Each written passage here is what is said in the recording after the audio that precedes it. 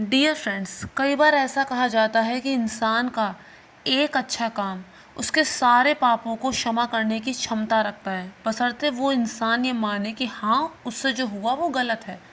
लेकिन अगर कोई वकालत करने लग जाए कि नहीं ऐसा तो वैसा, तो फिर इस बात को कहना बेकार है उसके लिए। कई बार ऐसा भी कहा जाता है कि पता नहीं कौन से गुण पे दयानिधि रीझ जाएं। बिल्कुल वैसे ही कहानी है सदन कसाई की। फ्रेंड्स, एक बार की बात है, एक कसाई था और मांस बेचना ही उसकी जीविका का एकमात्र साधन था। वो मांस बेचता था, लेकिन हाँ, वो भगवान का नाम भी लेता रहता था, भगवान का भजन भी करता रहता था। वो जब भी अपना काम करता था उसकी ज़ुबान पर भगवान का नाम रहता था।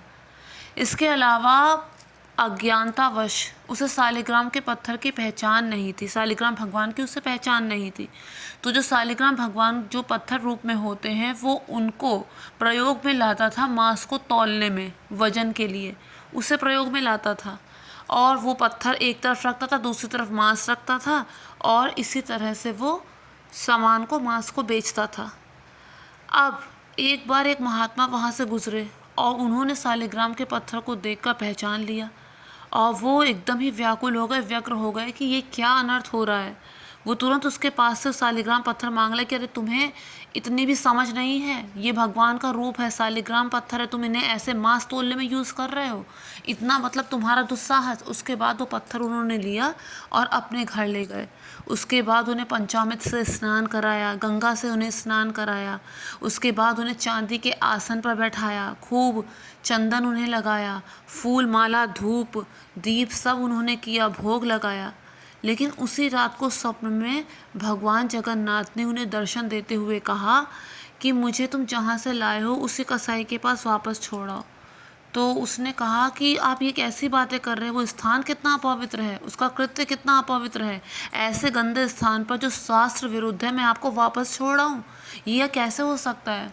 तो उसने कहा नहीं, मुझे कहीं पर फूल भी चढ़ाए जाते हैं, मुझे कहीं पर भोग लगाया जाता है, मुझे कहीं पर स्नान कराया जाता है, लेकिन उसके यहाँ जब वो मुझे इस तरह से झुलाता है, लुढ़काता रहता है मांस को तोलने के लिए, तो मुझे उसी में आनंद आता है।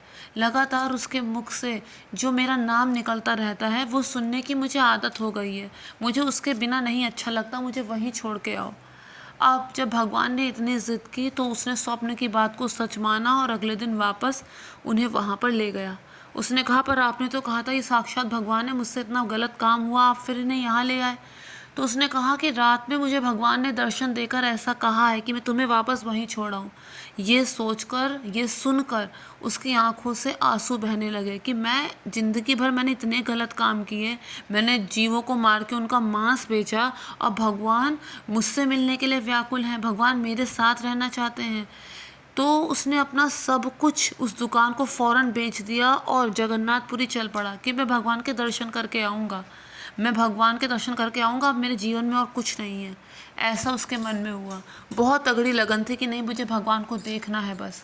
आप जो लोग उसे जानते थे, जब वो जगन्नाथपुरी की तरफ चल पड़ा तो जो लोग उसे जानते थे कि ये कसाई है, कहते हैं इतना पापी, इतना अशुद्ध है, तुम उस रास्ते पे मत चलो जिस रास्ते पे हम लोग चल रहे हैं, हम लोग भी अपवित्र हो जाएंगे, अशुद्ध हो जाएंगे, तुम हमारे साथ खा नहीं सकते, नहीं तो तुम तो कसाई हो एक, हम लोग अपवित्र हो जाएंगे, अशुद्ध हो जाएंगे। तो जो मार्ग जिस पर भक्तजन जा रहे थे वो उस मार्ग पर नहीं बल्कि एक दूसरे ही मार्ग से, जो बहुत ही कठिन मार्ग था, कंकड़ पत्थर कांटे, उस मार्ग से वो चलने लगा कि मुझे जल्दी से वहाँ पहुँचना है, मुझे भगवान के दर्शन करने हैं।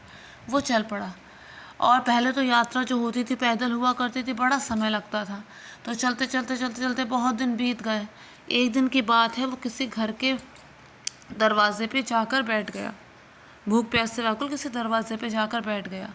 वो था तो ज़रूर कसाई, लेकिन वो देखने में सुगठित सुंदर था, और जो लोग भगवान से जुड़े हुए होते हैं उनके चेहरे पे एक अद्भुत ही तेज होता है। बस ऐसा ही कुछ देखकर उस घर में जो गृहिणी थी वो उसे देखकर उस पर मोहित हो गई, और विषय वासना उसके दिमाग में इस कदर सवार हो गई कि उसने उसे भीतर आने के लिए कहा। तो उसने इशारे से मना कर दिया, मन में तो सिर्फ भगवान ही बसे थे, तो उसे और कुछ किसी चीज़ से मतलब नहीं था, तो उसने इशारे से मना कर दिया लेकिन कहते हैं कि जो इंसान देखना चाहता है आंखें वही दिखाती हैं, जो कान सुनना चाहते हैं वही सुनाते हैं। उस स्त्री को ऐसा लगा कि ये कह रहा है कि अपने पति को मार दो तो ही मैं अंदर आ सकता हूँ। तो उसने वैसा ही किया, उसने अपने पति को मार दिया और उसके बाद दोबारा बुलाने के लिए आई। तो उसने कहा कि अरे मैंने कब ऐसा कहा, ये तुमने क्या किया। तो इस पर उसने कहा कि अब जो हुआ सो हुआ, अब तुम्हें मेरे साथ ही रहना होगा, मुझसे विवाह करना होगा। तो उसने कहा कि मेरे मन में सिर्फ भगवान से मिलने की लगन है और जो तुम कह रही हो वो नहीं हो सकता। अब उस स्त्री ने कहा कि अगर तुमने ऐसा नहीं किया तो मैं तुम्हारी बहुत बदनामी हो जाएगी, मैं सबसे कह दूंगी कि तुमने मरवाया है, राजा तक तुम्हारी बात जाएगी। डराने का प्रयास किया लेकिन वो तनिक भी विचलित नहीं हुए। उन्होंने कहा मेरा जो होगा सो होगा, लेकिन अब मैं पथ से भ्रष्ट नहीं होऊंगा। अब उस स्त्री ने सबको इस तरह से बता दिया और सबने उसी स्त्री की बात को सच माना। राजा के पास उसे पेश किया गया। अब राजा ने पूछा कि क्या तुम्हें अपनी सफाई में कुछ कहना है। कहते हैं जो लोग सचमुच में वैष्णव होते हैं वो अपनी सफाई कभी नहीं देते, देना भी चाहे तो दे नहीं पाते, वो विवादों में नहीं पड़ते, उन्हें विवाद तो आता ही नहीं है। तो ऐसा ही वो था, अपनी बात सही साफ नहीं कह पाया। जो मन के काले होते हैं वही बात को काटते हैं और उल्टे सीधे स्पष्टीकरण देते हैं और अपना घमंड दिखाते हैं। तो वो तो परम वैष्णव था, तो राजा को अपनी सच बात वो बता नहीं पाया कि मेरे पास तो इस बात का कोई प्रमाण नहीं है, आप जो भी मुझे सज़ा देंगे मुझे स्वीकार हो, कि बस मेरे प्राणों को अभी मत लेना, क्योंकि एक बार मरने से पहले जगन्नाथपुरी जाना चाहता हूँ, भगवान को देखना चाहता हूँ। तो राजा ने उसकी बात मान ली। तो उन्होंने कहा कि जिस हाथों से तुमने किसी व्यक्ति को मारा है, जिन हाथों से तुमने किसी व्यक्ति को मारा है, क्योंकि आरोप तो उसी पर सिद्ध हो गया कि जिस हाथों से तुमने जिस व्यक्ति को मारा है उसके बदले में तुम्हारे हाथ काट दिए जाएं।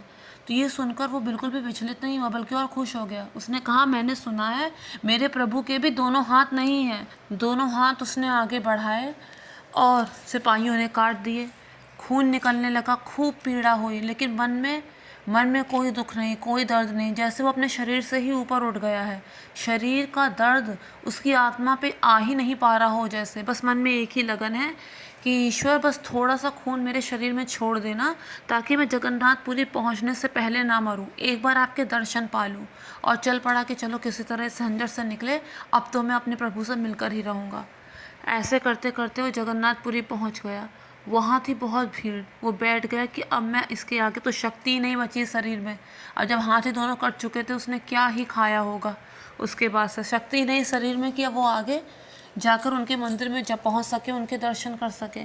लेकिन तभी भगवान जगन्नाथ थे, उन्होंने अपने पार्षदों को, उस मंदिर के महंतों को भेजा कि पालकी लेके जाओ, मेरा भक्त आया है, फ़ौरन पालकी लेके जाओ और उसे लेकर आओ।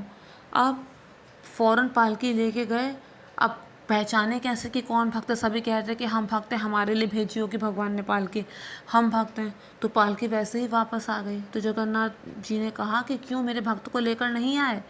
तो उन्होंने कहा कि सभी कह रहे हैं कि हम आपके भक्त हैं, हम पालकी में किस किस को बैठा कर लाते हैं, आप कोई पहचान बता दीजिए। तो जगन्नाथ जी ने कहा कि मेरा भक्त बिल्कुल मेरे जैसा है, उसके भी हाथ नहीं हैं।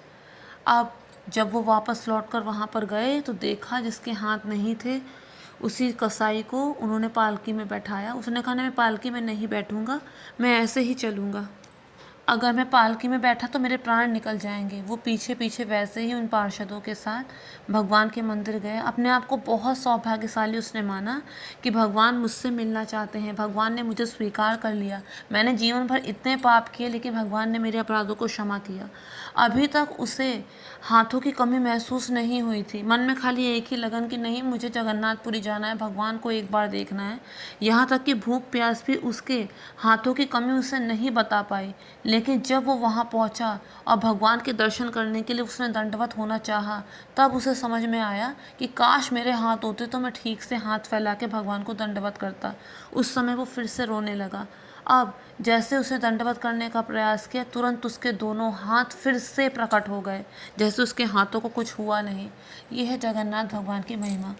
फ्रेंड्स, मुझे उम्मीद है आप लोगों को मेरा ये वीडियो पसंद आया होगा। अगर पसंद आया तो मेक श्योर मेरे चैनल को सब्सक्राइब, वीडियो को लाइक और शेयर ज़रूर कीजिए। फ्रेंड्स, मैं डेली लाइफ में जो कुछ भी नया करती हूँ उसमें जो भी इंटरेस्टिंग या दिखाने लायक होता है वो मैं आप लोगों को दिखाती हूँ। यही वजह है कि मैं क्राफ्ट के वीडियोज़ आपके साथ शेयर करती रहती हूँ और जो आप लोगों को काफ़ी पसंद भी आते हैं। आप लोगों के जो भी सजेशन है मुझे प्लीज़ कमेंट बॉक्स में लिख कर बताइए और मेरे चैनल को सब्सक्राइब कर दीजिए, साथ ही बेल आइकन को प्रेस कर दीजिए ताकि मेरे आगे आने वाले वीडियोज़ के नोटिफिकेशन आप लोगों को मिलते रहें। Thank you friends, thank you so much.